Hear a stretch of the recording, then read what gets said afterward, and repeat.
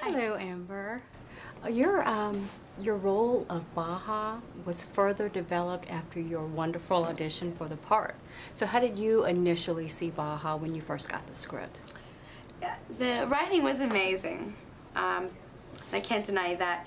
I just wanted to bring in more depth to her. I always try and look for roles that bear more importance and roles that are intelligent and challenging and that will challenge an audience and make them think. And that's why I'm in this business. And I saw Baja and I just brought a little bit more experience to her and made her a little bit more complex just by bringing in my own life experience. I mean, hey, we've all been there, you know? And by that, I made her more organic and brought more depth into her. She's more complex than one would think. And we meet that girl at first and we think, oh no, one of those. Exactly. Another one.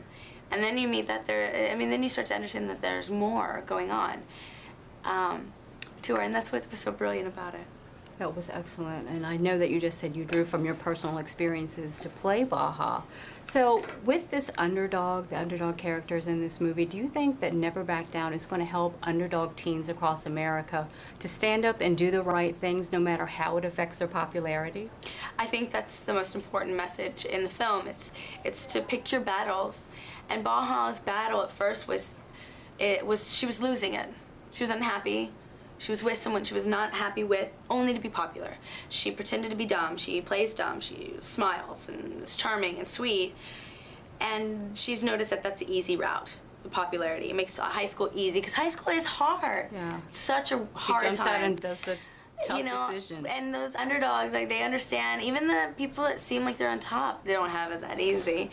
And I think the message is that in Baja's case, she starts to win when she meets Jake, and she decides ultimately that she'd rather be who she really wants to be. She'd rather be that smart girl. She'd rather date who she wants to date, and she'd rather just not be popular if that's what it means. Whatever the consequence. Whatever the consequence. And of course, Jake's battle's different, played by Sean Ferris. His battle's different.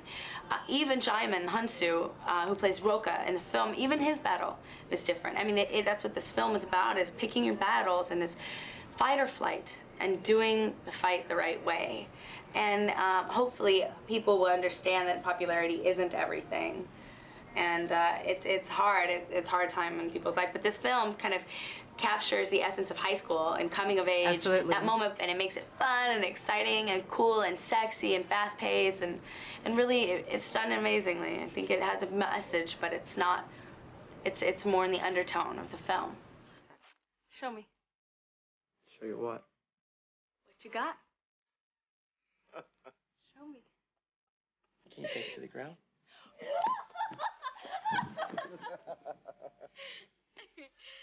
You see, it's about submission.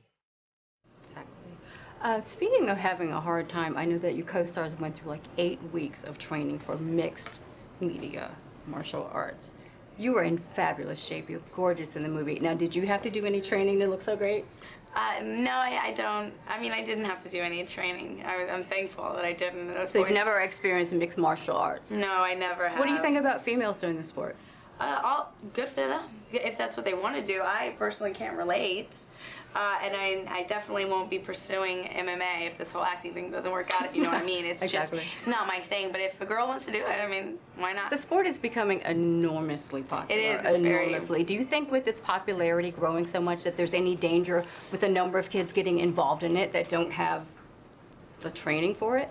I think that people decide what they're going to do based on their own willpower and their own life, and I think that this movie won't be the real reason anyone gets involved in violent actions. I think. I don't even know your name. Didn't we sleep together?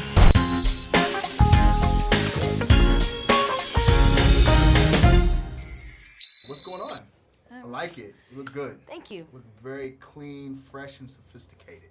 Thank you. It's a nice I look. like that combo of words. Oh, I'll cool. take it. All right. I'm glad you're taking it. Let's talk about this. Paranoia. What are you personally paranoid about? Anything? Do you believe in that whole theory of paranoia? What do you mean, what theory of paranoia? Like, just like taking either like conspiracy theories and worrying about them, or just being paranoid in general? Yeah, well, I think living this life you know, if you're in the public eye at all, you have to learn to kind of always look over your shoulder. You have to kind of always watch your back. I mean, I think like it was 9 or so years ago that I stopped doing, you know, using my real name online and stopped, you know, bank records in a different name. Like all those things that you have to do in this line of work to make sure you have a private life is actually pretty relevant to this in a way. You kind of have to live. No, it's very. You have to protect yourself because Yeah. you're out there and things are so accessible now. Yeah, it's hard. It's safe. It's hard too, and I'm not so tech savvy, so I. Oh, you're not? No. Why not? What do you mean? Why not? Because, man, get on the bandwagon. You really are you purposely not tech no, savvy? I mean or? I can you know change a fan belt in my car. I can you know work on the carburetor. I can help you know All right. rebuild a bumper or rebuild a carburetor if I need So to. you're more like the so But you're I more into, like, can't the car I side can't of it. email without some Okay, all assistance. right, I got you. Well, that's Sad. the question I was gonna have for you though. Like, what's your favorite gadget right now? What's that one thing that you can't live without? That you just say, I'm on it right now. My record player. That's how tech savvy I am. I'm not kidding. No, that's cool. So you're playing vinyl. Yeah. Lots of vinyl. Yeah. All right, what's the last hot thing you bought on vinyl? I bought a compilation blues album that had everything from Skip James That's nice. to John Lee Hooker to R.L. Burnside on it. It was Oh, that's very like cool. a mixed vinyl. Yeah, mixed vinyl. No, that's cool. Yeah. Cool. So how many total albums do you have on vinyl in your collection? Oh, I don't know. I've been collecting them since I was a kid. That's nice. Do you DJ ever? No. Oh, you should do that. Like break out to the collection, like spin your favorite hits. That would be like a cool party. I would come to that. All right. Yeah, All I right. would Good to come know. Yeah, that's Good to know. I'll keep that in my back pocket if All this right, whole cool. acting thing doesn't work out. All right. Now, part of this movie deals with a group of young kids. They have the entrepreneurial spirit. They're coming up with some new ideas. I want to find out from you, what's the one idea you ever had or a big idea you've had that totally didn't work, but it was a cool idea on paper? Well, this whole, like I said, this whole acting thing, it's yet to be decided. What do you mean you have to be decided? It's going in the right direction so far, right? I'm joking. I don't know. Like I said, I'm not so up on the new. I'm more retro obsessed. So I feel like I keep reaching backwards instead of trying to.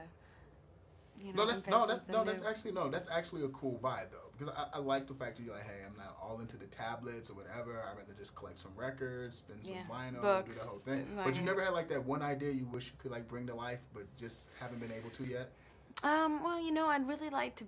I mean, I guess a few. I think I'd like to take a few.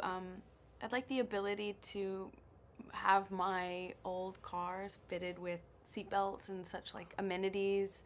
That would be really cool. Bam, that's a good idea because like cars It's really hard, back in like the day depending didn't on have, their like, structure. Seatbelts and disc brakes and No. slots to put the like baby seat in so that they don't fly out the window. And Oh cool yeah, there's no radios baby and stuff seats. Like that. No, But it's interesting because old cars can be retrofitted with a lot of things. But try putting seatbelts in a car; it's not made for them. It's really tough. That's cool though. I like your old school vibe. I appreciate Why, that. thank you. No, thank you. It's refreshing. It's good. Thank you.